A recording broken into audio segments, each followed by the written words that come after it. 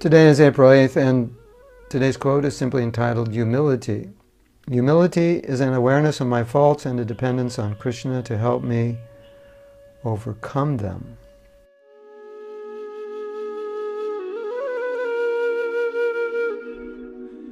Humility and prayer go very well together because, as we stated here, humility means I realize my limitations. And because I'm a devotee, whatever I lack, I'm going to depend on Krishna to give me.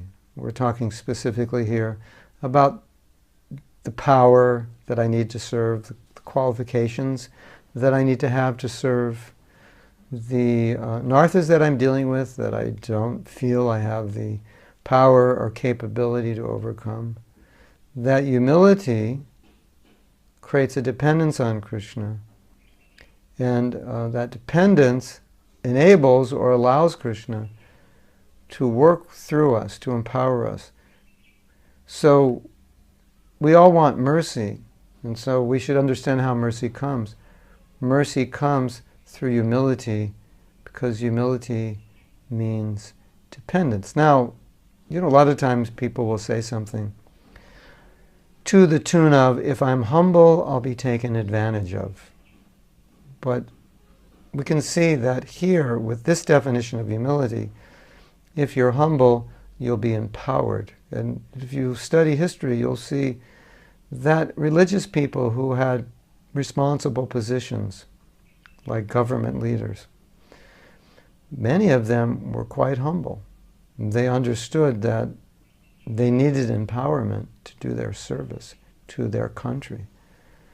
So those who were very powerful were often the most humble. Now look at Srila Prabhupada. Srila Prabhupada never took credit for what he did, never said that he had the qualification to do it. But really, if you analyze what Prabhupada's saying, and he didn't say it this way, but what he's saying is, I have the humility to be successful. Because I didn't think on my own I had the capability, but I understood that the instruction of my spiritual master was pure, and it was perfect, and if I followed that, I could be successful, not because of my ability, intelligence, or anything, but because of him. So that's humility. Humility is empowering. Humility means to be dependent on Krishna, that I'm not so smart, I'm not so great. Now, then you might think, well, if that's the case, how can you have self-confidence? And I would say that this is the greatest self-confidence because you're getting confidence from the highest self. So, okay, let's say if I think I can't do A, B, C, and D, how am I going to do it? Because you have confidence that Krishna can do it and that you don't have to be able to do it. And that way, you would have more confidence. Because if it's just confidence in you, you're limited. If it's confidence in Krishna, Krishna can use you to do things which you couldn't do. So you have greater self-confidence by having confidence not in Atma self, but Paramatma self. Or you could say you could have confidence in self as divine self, not intellectual self or mental self or emotional self or physical self. That level of self-confidence, obviously, it's somewhat limited because your physical strength or mental, emotional, and intellectual strength is limited. But your spiritual strength is not limited, and certainly Krishna is not limited. So to say, how can I be humble and have self-confidence?